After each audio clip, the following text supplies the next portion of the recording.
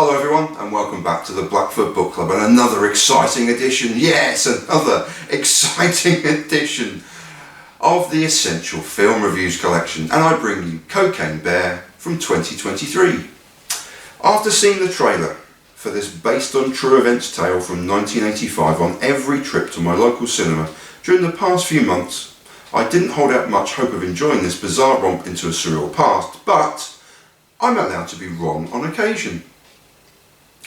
From the 1980s inspired musical soundtrack and a beginning dripping with TV news segments, stock footage of the day and the laughable adverts of the day featuring either Nancy Reagan and her Just Say No campaign or the This Is Your Brain on Drugs comparison to an egg, yes an egg, that so inspired the mighty Bill Hicks in his comedy routines of the early 1990s, I was in from the beginning to the very end, and an end credits brilliantly accompanied by a remix of White Lines Don't Do It by Melle Mel.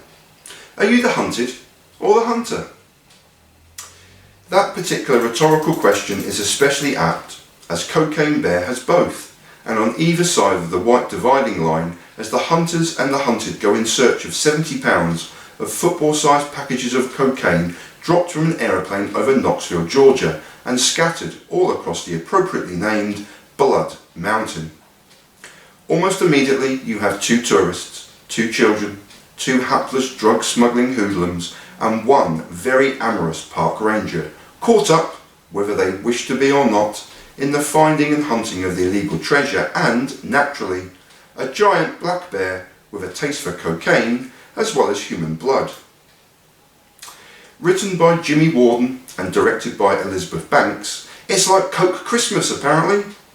And whether the presents are delivered or not, what does arrive is a surprisingly fun Jurassic Park tinged hour and a half of jokes that almost entirely land amongst the blood and gore of a B-movie horror that was far bloodier and scarier than I anticipated. There are jump scares galore amid the scattergun performances of Kerry Russell, Alden Ehrenreich, O'Shea Jackson and Jesse Tyler Ferguson, with special praise reserved for the youngest members of the cast, Brooklyn Prince and Christian Convery, Margot Martindale for her hilariously lovelorn take on a park ranger, and of course Ray Liotta.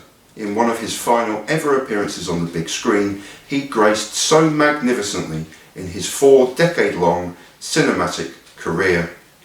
Rest in peace, Shoeless Joe. Rest in peace, Henry Hill.